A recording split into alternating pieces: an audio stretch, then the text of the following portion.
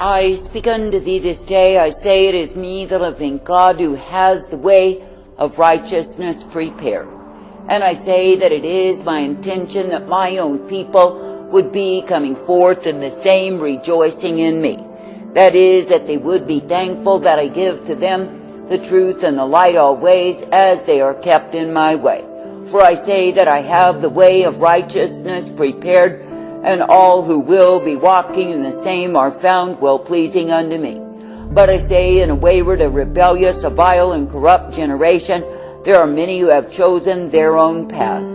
I say they have chosen the broad way, they have chosen the many deviations that the enemy has offered unto them. And I say, in the process, they have proven themselves to be unfaithful unto me. And I say, in the process, they have taken themselves down the road that will prove to be emptiness, futility, and despair. Now I say that I, the living God, do not call my people to walk in the way, the broad way that has so many deviations. And yet I say they choose the same because they do not desire to be submitted unto me. But I say that is stupidity and dumbness on their parts, for what do? I say they take themselves in the way that will only prove to be futility and despair.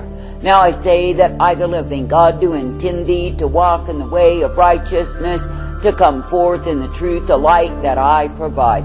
And I say that I call thee to be thankful that it is me that you can be seeking to please, to serve, and obey. For I say, if you will indeed be accepting of all that I, the living God, do give to thee, you are ever kept in me. For I say you are not meant to be of an independent mind, but I say that you are meant to be in subjection unto me. Now I say you are living in an age when men and women are so proud of their independence, that is, their independence from me. That is, they have built up doctrines of devils, believing the same, and thinking they may do as they please. That is, they are assuming they can do as they please, have their own way, and walk afar off from me. Then they think somehow that I, the living God, will chase after them, and they will be able to dictate unto me. I say how deceived that men have become in rebellion, in pride, and arrogance against me, their Maker, their God. That is, how deceived they have become in believing the lies of their own carnality, and walking in the same. For I say, when men will give tribute to the beast that lurks within them, ever seeking to submit and make the same happy, I say, what do? I say they take themselves out of the way of life that is bound in me, only to return to the way of death. Now I say you are living in a time when multitudes of those who are claiming that they are my people have returned to the way of death. That is, they have returned to the way of darkness, the way of devastation and despair, and yes, their hearts are far from me. And I say they are worshiping gods that are no gods at all, and loving it so. And I say they are bowing unto the idols of the heathen, while still claiming they are loving me. Do you think that I, the living God, am deceived in all of their antics and all of their shows? I say, no, not at all. And I say they are under the mesmerizing of demons. Yes, they are day by day. And I say they take to themselves mere human beings and worship the same, making gods of them. And then in their idolatry they have the audacity to claim that it is me that they serve. But I say it is not me they are serving at all, but I say they are serving a multitude of other gods, other lovers. Now I say that I, the living God, never called my people to bow to mere men and women and make gods of them.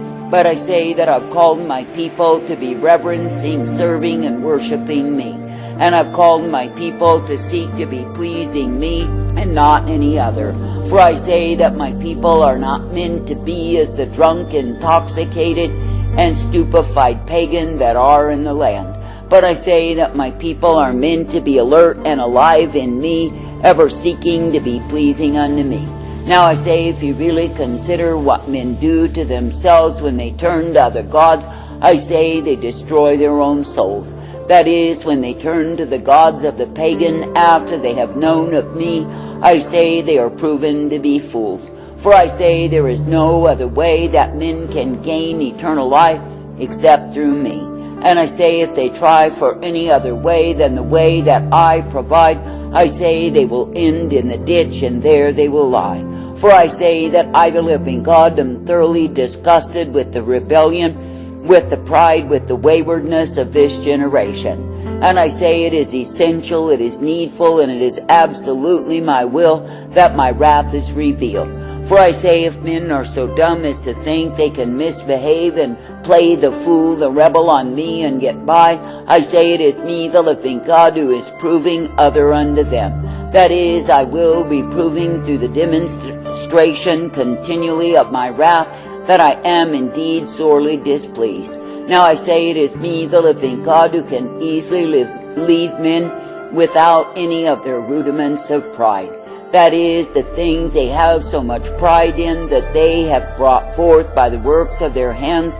It is me, the living God, who is well able to devastate the same. That is, leave them with heaps of devastation, ruination, and deep despair over what it is that they have lost. Yet I say they will not mourn nor weep over the very fact that they are losing their souls. I say, consider how dull and dumb men have become because they have turned to idols. For I say that those who worship idols are dumb, there is no life in them. But I say if men will worship me, serve me, and come forth in my way, then are they well-pleasing unto me. And I say it is because it is me, the living God, they seek to please, to serve, and obey. Now I say you are living in a time when multitudes have chosen to worship what it is that they choose rather than me. That is, they think they can worship any old thing, and I, the living God, am pleased in the same. That is, they will not know nor recognize me, but I say they conjure up vain imitations. Then I say they bow to the same, but remember they are in control. I say that the factor of control is very important to those who are independent of me. For I say they will want to be constantly dictating unto me, determining what it is that they will have in their lives. But I say through all of their proud independence, they simply take themselves farther from me. And I say they go in a way that will prove to be futility unto them, because they did not subject themselves to me. And I say they rejected the humility way that I would have given unto them, that would have kept them in my life. I say this day you see many who are proud fools, full of emptiness, who will end in despair and damnation of soul. For I say they exhibit themselves, they draw others into their webs of deception, and yes, they love it so.